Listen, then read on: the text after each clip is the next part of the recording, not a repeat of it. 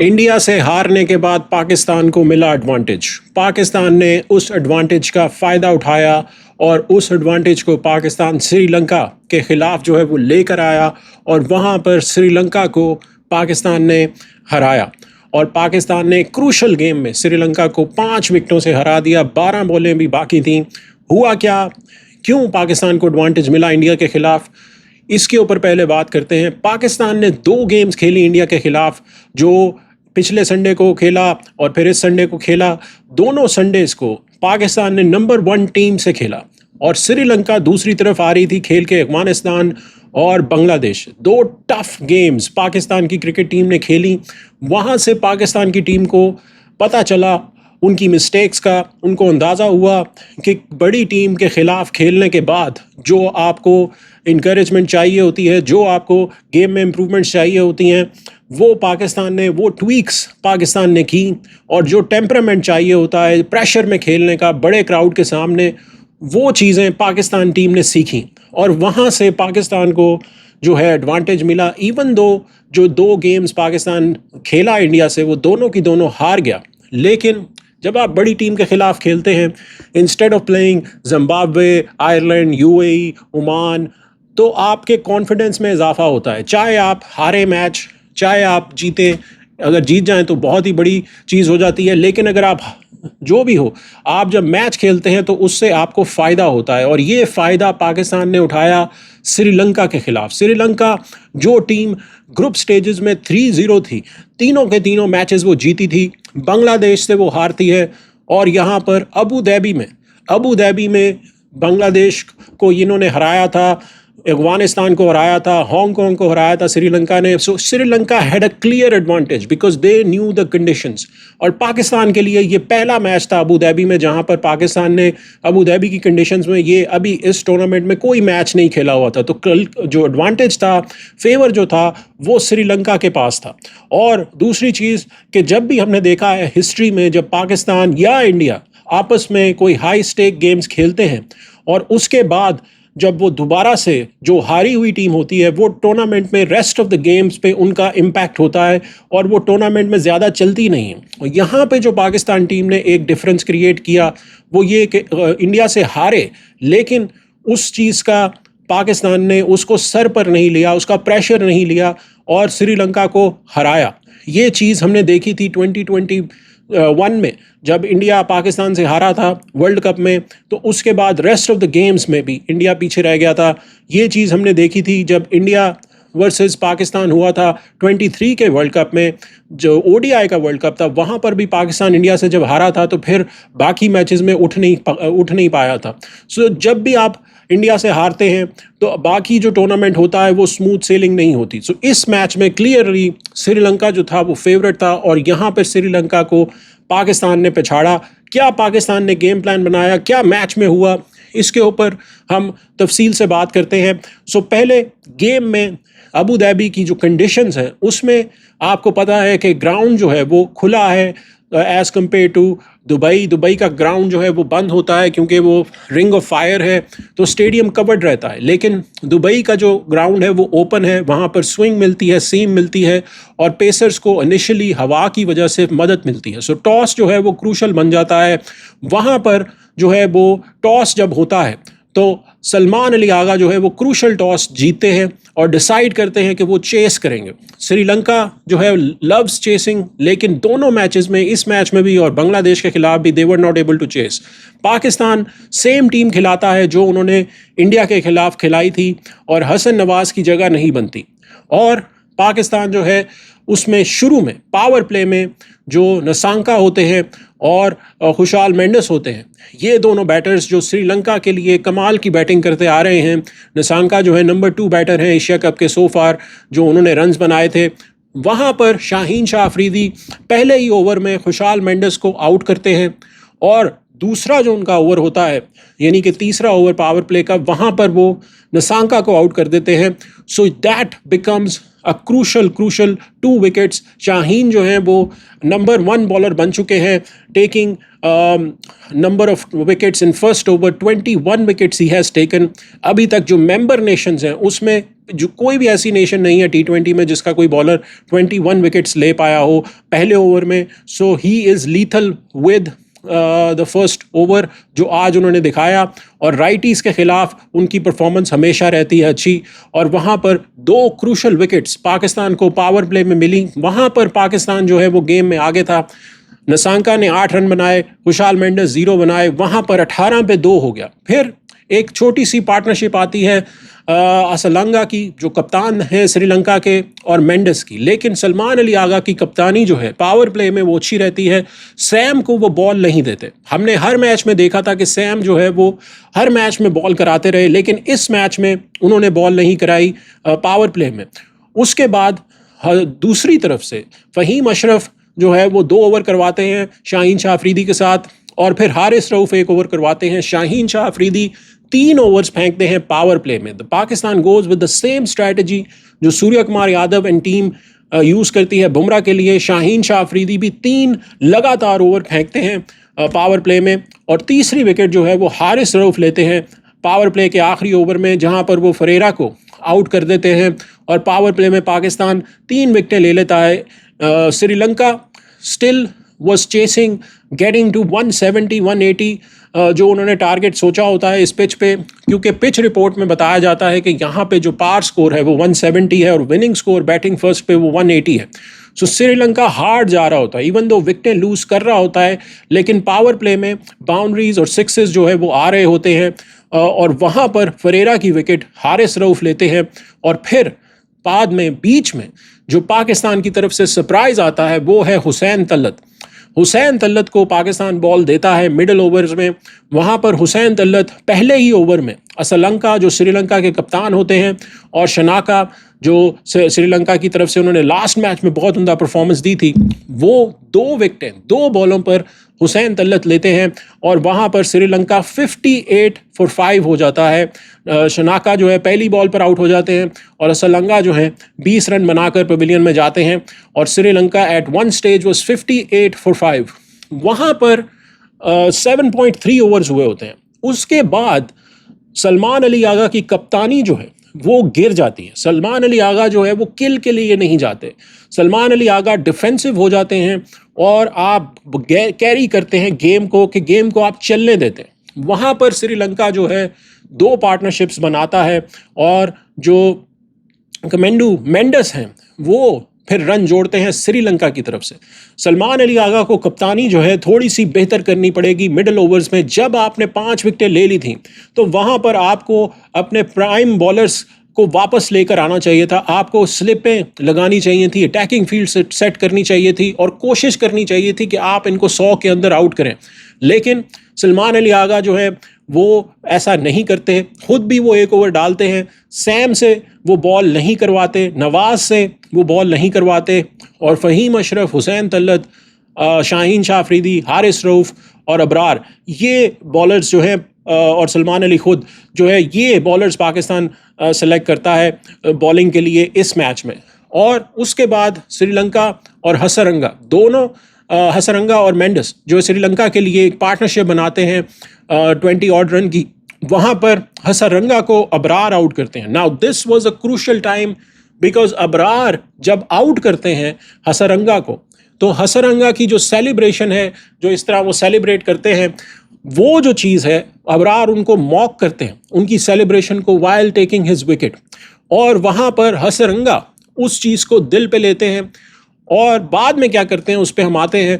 लेकिन फिर उसके बाद श्रीलंका जो है वो 133 for 8 पोस्ट करता है, जिसमें मेंडिस जो है वो 50 बनाते हैं 44 बॉल्स पे, 3 चौके 2 छक्के मारते हैं।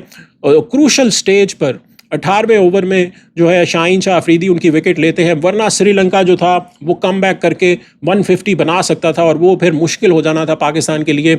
जो मैं बात कर रहा था कि सलमान अली आगा की कप्तानी जो थी वो डिफेंसिव हो गई थी आफ्टर टेकिंग 5 विकेट्स। उसके बाद पाकिस्तान आता है बैटिंग के लिए, और बैटिंग में पाकिस्तान बहुत उम्दा स्टार्ट करता है। It was a terrific start by Sahibzada Farhan and Fakhar दोनों अटैकिंग बल्लेबाजी करते हैं।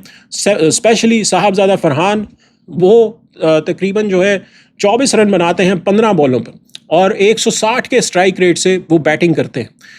पाकिस्तान उस वक़्त आसानी से ऐसा लग रहा होता है कि मैच जीत जाएगा, लेकिन फिर जो है पाकिस्तान जो है अपनी विकेट लूज़ करता है।